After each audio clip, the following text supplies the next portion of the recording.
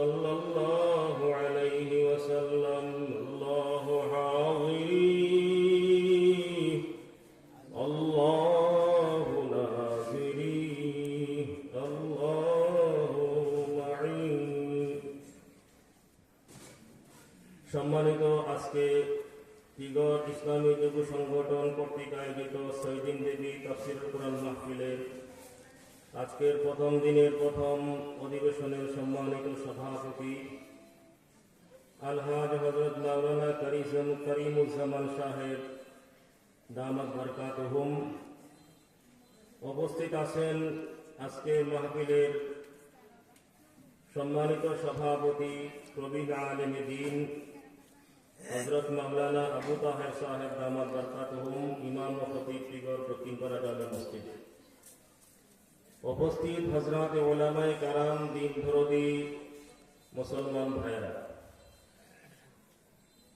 আমি আমার আলোচনা করার আগে বিশেষ করে হুজুরও আহ্বান করছেন, তাফসীর কমিটির যুবক বৃন্দের দৃষ্টি আকর্ষণ করে বলছি, আপনারা অনেকেই বেশ জায়গায় হাঁটতেছেন, আপনাদের কর্মী বাহিনী অনেক, কাজে আপনারা অনেক ত্যাগ স্বীকার করে বহু টাকা পয়সা ব্যয় করে নিজের জান মাল ব্যয় করে তাফসীর আয়োজন করছেন। আপনারা যদি না বসেন তাহলে তো এই মাহফিল সফল হয়ে যাবে। শুধু কেবলমাত্র 2-4 জন যারা মেইন দায়িত্বে নিয়োজিত আছেন, আপনারা ছাড়া বাকি তাফসীর কমিটির সদস্যবৃন্দ যারা আছেন, আপনারাও মেহেরবানি করে সকলে বসে পড়ুন।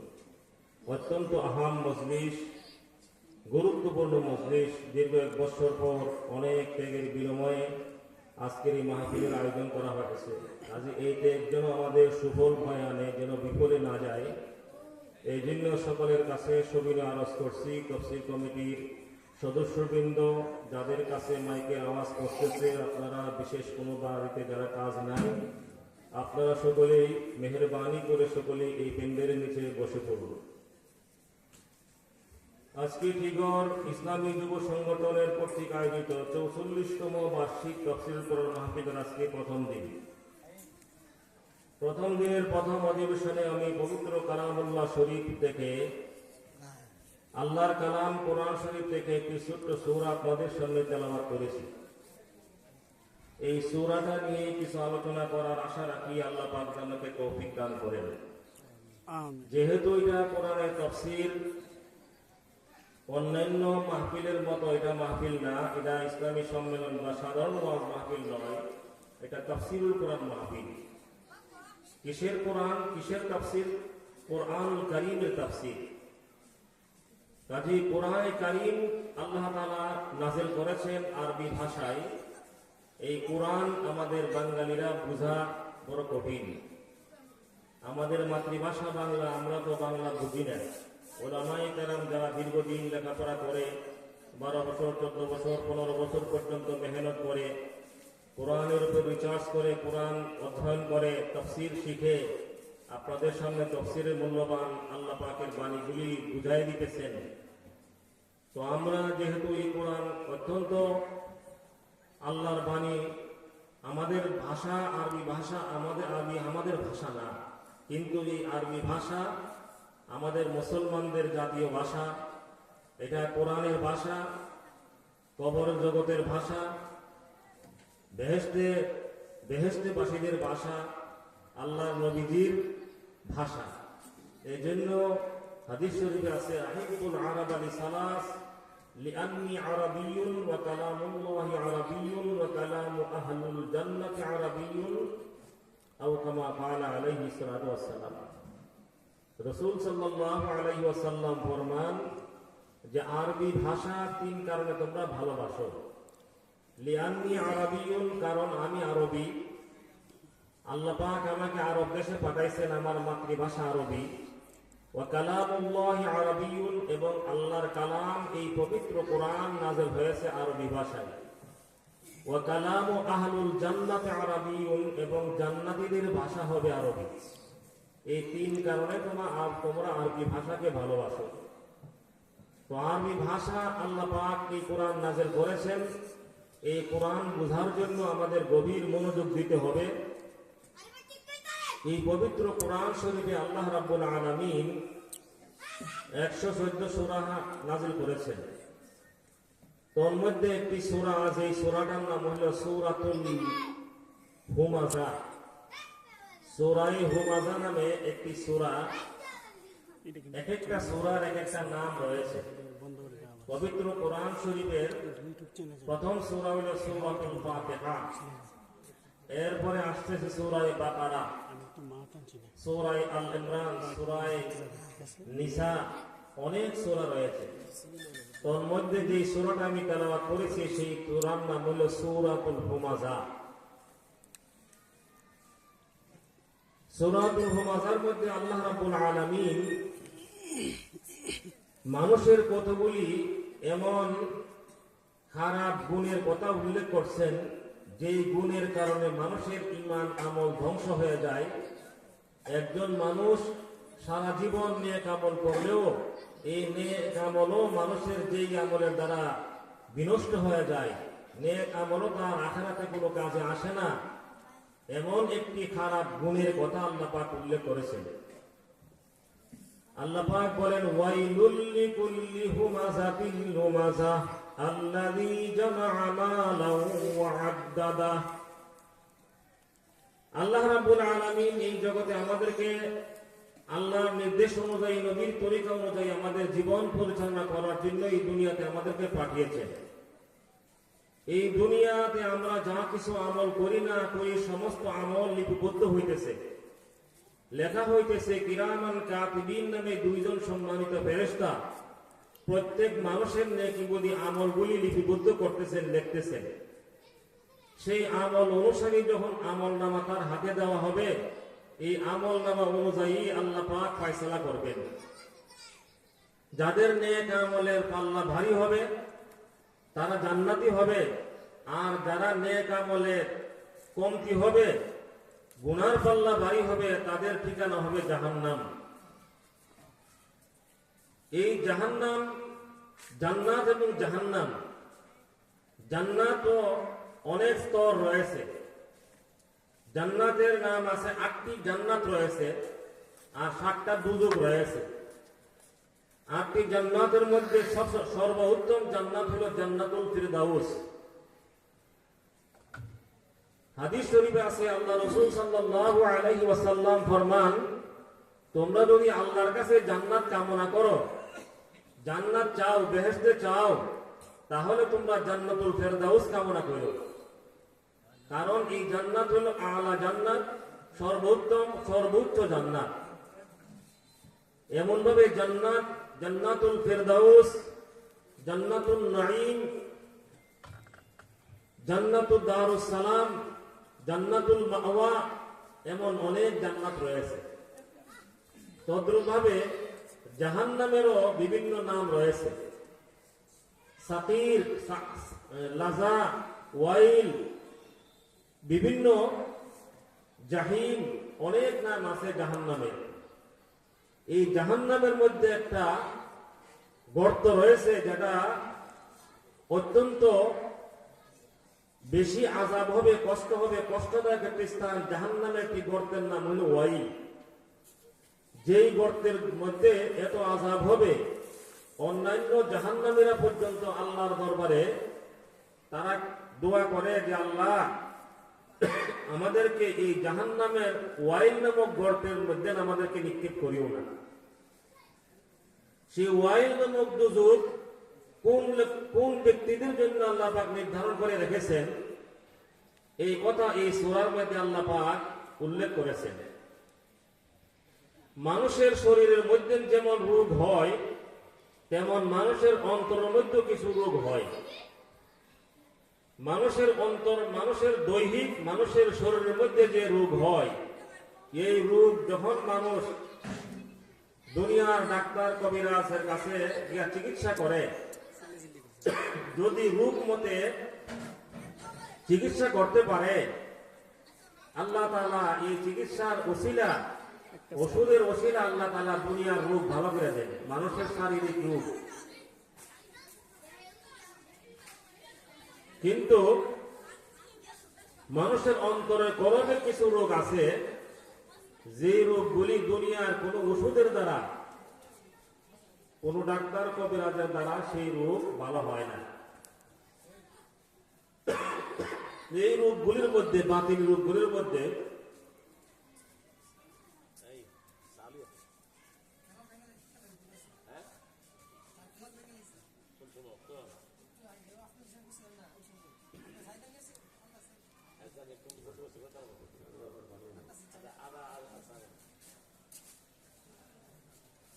তো এই বাতিল রোগের মধ্যে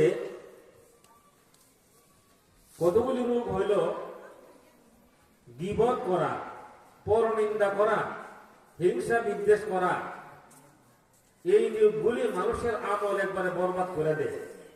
একটা আমলওয়ালা লোককেও জাহান্নামী বানাইতে পারে এই সকল খারাপ গুণের দ্বারা। তো আল্লাহ তাআলা বলতেছেন ওয়াইলুল লিকুল্লি হুমাযাতিল লুমাযা। ওয়াইল নামক দুদুক ওই সকল লোকদের জন্য আল্লাহ পাক নির্ধারণ করে রেখেছেন যারা মানুষের পিছনে, আগে পিছনে মানুষের নিন্দা করে, গীবত করে। এই গীবত একটা এমন মারাত্মক জিনিস যে গীবত মানুষের নিজের আমল, সব নেক আমল বরবাদ হয়ে যায়। যার গীবত করা হয় তার নেক আমল, গীবতকারী নেক আমল যার গীবত করে তার আমলে চলে যায়, আর যার গীবত করছে তার গুনাহ তার আমলের মধ্যে নাসে। তো আল্লাহ তাআলা বলেন ওয়াইলুল লিকুল্লি হুমাযাতিল লুমাযা।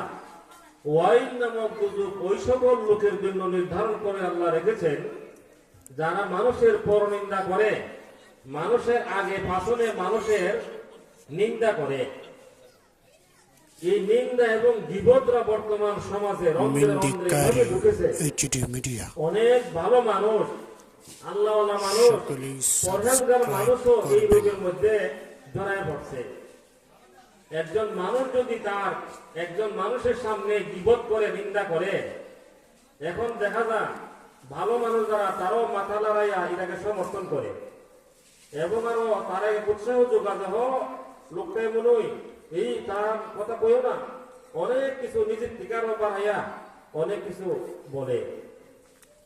সাহাবায়ে কেরাম জিজ্ঞাসা করলেন ইয়া রাসূলুল্লাহ, যারা জাত গীবত করাইলো, যে খারাপ কথা তার জন্য উল্লেখ করাইলো, এই লোকটার মধ্যে যদি এই দোষ থাকে তাহলে কি এটা গুনাহ হবে? এটা কি গীবত হবে? আল্লাহ রাসূল বলেন হ্যাঁ, যদি কারো লোকের মধ্যে কোনো দোষ থেকে থাকে আর এই দোষ আলোচনা করে, এটার নামে গীবত। তার অগোচরে যদি আলোচনা করে, আর যদি প্রকৃতপক্ষে তার মধ্যে সেই দোষ না থাকে আর এই লোকটাকে দোষী বানাইয়া নিন্দা করে, এটাকে বলা হয় গীবত নয়, হইল পরনিন্দা না, এটার নাম হইল অপবাদ। আরবিতে বলা হয় তুহমত। তুহমত এবং অপবাদের সাজা তো আরো অনেক কঠিন। গীবত যখন করে, এক রাস্তায় নিয়ে আল্লাহ রাসূল সাল্লাল্লাহু আলাইহি ওয়াসাল্লাম হেঁটে যাইতেছেন, এমন সময় একজন দুইজন লোক, একজন লোক আরেকজন লোকরে খুব গীবত করতেছে, নিন্দা করতেছে।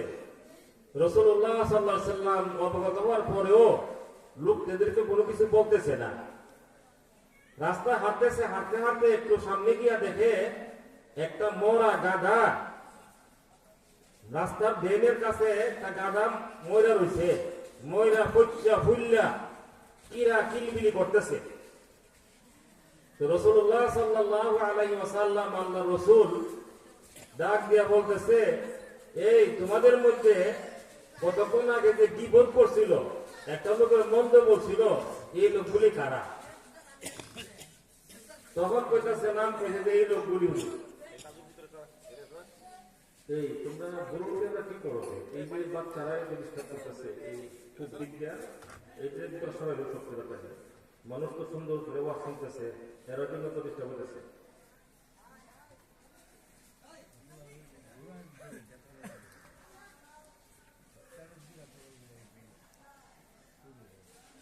তো রাসূল সাল্লাল্লাহু আলাইহি ওয়াসাল্লাম বলেন যে যারা গীবত করছে না, তোমরা এক কাজ করো, তোমরা না হোক, এই যে মরা পচা গাদাটা আছে, ইদার মাংস তোমরা গিয়ে খাইতে থাকো। তখন তারা কইল যে হুজুর এই মরা গাধা পচা গাধা এটা আমরা কেমনে খাবো, এটা কি খাওয়ার জিনিস দেখে মানুষে খা? তো রাসূল সাল্লাল্লাহু আলাইহি ওয়াসাল্লাম বললেন যে তোমরা তো মরা গাধার গোশত খাইছো কতক্ষণ আগে, তোমার আরেক ভাইয়ের গীবত মন্দ যে করছো এটা তো মরা গাধার গোশত থেকে আরো বেশি জঘন্য কাজ করছো। আল্লামা শেখ সাদী রাহমাতুল্লাহ আলাইহি গুলিস্তান নামক একটা কিতাব আছে, এই কিতাবের মধ্যে একটা ঘটনা উল্লেখ করছেন। শেখ সাদী রাহমাতুল্লাহ আলাইহি ওনার জীবনে 30 বছর পর্যন্ত দেশ বিদেশ সফর করছেন। অনেক আল্লাহর পুত্র তিনি নিজ চোখে দেখেছেন, অনেক বিশ্বের বিভিন্ন দেশ তিনি ভ্রমণ করেছেন। আর এই বিভিন্ন এলাকাতে সফর করেছেন, ভ্রমণ করেছেন। সেই ভ্রমণের আলোকে তিনি একটা কিতাব লেখছেন গুলিস্তান। এই কিতাবের মধ্যে এক ঘটনা লেখছে যে তিনি একবার তিনি এক দেশের মধ্যে গেছেন, দেশটার কথা আমার এখন নামটা স্মরণ হতেছে না। এই যে দিন গেছিল এই রাত্রিটা ছিল শবে বরাতের রাত্রি। যেই রাত্রিটা আল্লাহ তাআলা সূর্য ডোবার সঙ্গে সঙ্গে আসমানে দুনিয়ার মধ্যে আল্লাহ তাআলা এসে বান্দাদেরকে ডাকতে থাকেন, আলা মিন মুস্তাগফিরিন ফাগফির আলা, ও দুনিয়ার মানুষ কে আছো আমার কাছে তওবা করো, আমি তোমার তওবা কবুল করব। কে আছো গুনাহ ক্ষমা প্রার্থনা করেন না, গুনাহ মাফ চাও, তোমাদের গুনাহ আমি আজকে মাফ করব। আলা কাজা হাত্তা মাতলাইল ফজর। এমনি ভাবে আল্লাহ পাকের পক্ষ থেকে বান্দার কাছে আল্লাহ পাক ঘোষণা করতে থাকেন, একবারে ফজর হওয়ার আগ পর্যন্ত আল্লাহর পক্ষ থেকে এই ক্ষমার জন্য ঘোষণা হতে থাকে। এই রাত্রিতে আল্লাহ তাআলা সারা বছরের হায়াত মত রিজিক ধন দৌলতের রিজিক আল্লাহ তাআলা ওই রাত্রিতে বাজেট করেন। ওই রাত্রির ফজিলত অত্যন্ত বেশি, অনেক বড় ঘটনা। এত বড় ফজিলতপূর্ণ রাত্রি, যেমন কানিউবি কিতাবের মধ্যে ঘটনা উল্লেখ আছে, হযরত ঈসা আলাইহিস সালাম সফর করতে করতে এক পাহাড়ের মধ্যে গিয়ে উঠলেন। পাহাড়ের মধ্যে উঠতে গিয়ে একটা সুন্দর পাথর দেখতে পাইলেন। পাথরের সৌন্দর্য দেখে তিনি আল্লাহর কাছে শুকরিয়া স্বরূপ 2 রাকাত নামাজ আদায় করলেন। আদায় করে আল্লাহর কাছে বলতেছেন যে আল্লাহ, তুমি এত বড় কাদের কুদরত, এত বড় সুন্দর পাথর তুমি সৃষ্টি করতে পারো। তো আল্লাহ তাআলা ঈসা আলাইহিস সালামের কাছে ওহী দিয়ে জানাই দিলেন, হে ঈসা, তুমি একটা পাথর দেখে এত আশ্চর্য হয়ে গেছো, এর থেকে আরো আশ্চর্য কোন ঘটনা কি তুমি জানতে চাও? তখন আল্লাহ নবী ঈসা বললেন, হ্যাঁ আল্লাহ, আমি জানতে চাই। আল্লাহর পক্ষ থেকে ঈসা আলাইহিস সালামকে বলা হলো, ঈসা, তুমি তোমার হাতের লাঠি দ্বারা এই পাথরটাকে তুমি আঘাত করো। পাথরটাকে যখন আঘাত করলেন, পাথর দ্বিখণ্ডিত হয়ে গেছে। তখন পাথর যখন ফাটতে গেছে, তখন দেখতে পেল এই পাথরের ভিতরে একজন আল্লাহর ওলি তসবিহ নিয়ে আল্লাহ পাকের তসবিহ পড়তেছেন। শুধু তসবিহ পড়তেছেন না, ওনার সামনে বেহেশতি নাজ নিয়ামত খানা ওনার সামনে উপস্থিত। তখন তো এই আশ্চর্য ঘটনা দেখে ঈসা আলাইহিস সালাম কেমন নবী ছিলেন, যিনি মার পেট থেকে ইনজিল কিতাব মুখস্থ করে দুনিয়াতে আসছিলেন, যাকে আল্লাহ তাআলা দুনিয়ার মানুষের কাছে একটা আল্লাহর কুদরতের নিদর্শন প্রকাশ করার জন্য বাপ সারা পিতা সারা সন্তান সৃষ্টি করে আল্লাহ পাক দেখাই দিয়েছিলেন। আল্লাহ পাক সূরা মরিয়মে বলেছেন, ওয়ালিনাজআলাহু আয়াতান লিন-নাসি ওয়া রাহমাতান মিন্না ওয়া কানা আমরান মাকদিয়া। এই বিশ্ব জগতের মধ্যে আমি আল্লাহর কুদরতকে প্রমাণ করার জন্য, যে আল্লাহ ইচ্ছা করলে বাপ ছাড়া পিতা ছাড়া সন্তান সৃষ্টি করতে পারেন, এই কুদরতের নিদর্শন স্বরূপ সারা দুনিয়ার মানুষের শিক্ষা গ্রহণ করার জন্য ঈসা আলাইহিস সালামকে আল্লাহ তাআলা বাপ ছাড়াই সন্তান সৃষ্টি করে দেখাই দিয়েছিলেন। যে ঈসা আলাইহিস সালাম মার পেট থেকে কোলের শিশু কথা বলতেছিল, সেই এলাকার লোকেরা যখন ঈসা আলাইহিস সালামের মাকে মরিয়ম আলাইহিস সালামরে জিনাকার অসৎ নারী হিসেবে তারা সাব্যস্ত করলো, তখন আল্লাহর নবী যখন ঈসা আলাইহিস সালামের কাছে মার কাছে গেল, হে বিবি, তুমি অসৎ, তুমি নাপাক, তুমি অসৎ কাজ করে সন্তান জন্ম দিছো। তখন আল্লাহ তাআলার পুত্রতে তিনি উনার সন্তানের দিকে ইশারা করছিলেন। কোরআনে আল্লাহ বলছেন ফাআশারাত ইলাইহি, মরিয়ম ने अपने बच्चा की तरफ इशारा की। মরিয়ম তার বাচ্চার দিকে ইশারা করে দিল, আমি কি খারাপ না ভালো, আমার এই অবুজ শিশুটাই উত্তর দিবে। তখন লোকেরা গিয়া ঈসা আলাইহিস সালাম মার কোলে ছিল, বাচ্চারে গিয়ে বলতেছে লোকেরা, এই বাচ্চা, হে শিশু, তুই নাপাক, তুই অপবিত্র, তোর মা জিনা করে তোমাকে জন্ম দিয়েছে। তো আল্লাহর পুত্রতে যে লোকটাকে এই কথা বলতেছে, তিনি তো সাধারণ মানুষ না, তিনি তো আল্লাহর নবী, তিনি আল্লাহর রাসূল। আল্লাহর পুত্রতে মার কুল থেকে এই ছোট শিশুর জবান খুলে গেল। তারা যখন এই কথা বলল, তখন তিনি বলছেন কাইফা নুকাল্লিমু মান কানা ফিল মাহদি সাবিয়্যা, হে লোকেরা, মান কানা কাইফা নুকাল্লিমু মান কানা ফিল মাহদি সাবিয়্যা, এই কোলের শিশুর সঙ্গে আমরা কিভাবে কথা বলবো? যখন তারা গিয়ে বলল, এই বাচ্চাকে তুমি নাপাক, তুমি অপবিত্র, আল্লাহর কুদরতে এই বাচ্চা মার কুল থেকে তিনি জবাব দিলেন, ইন্নী আব্দুল্লাহ ওয়া জাআলানি নাবিয়্যা আতানিয়াল কিতাব। আমার বানানো কথা না, কোরআন শরীফে এই আয়াতগুলি আছে।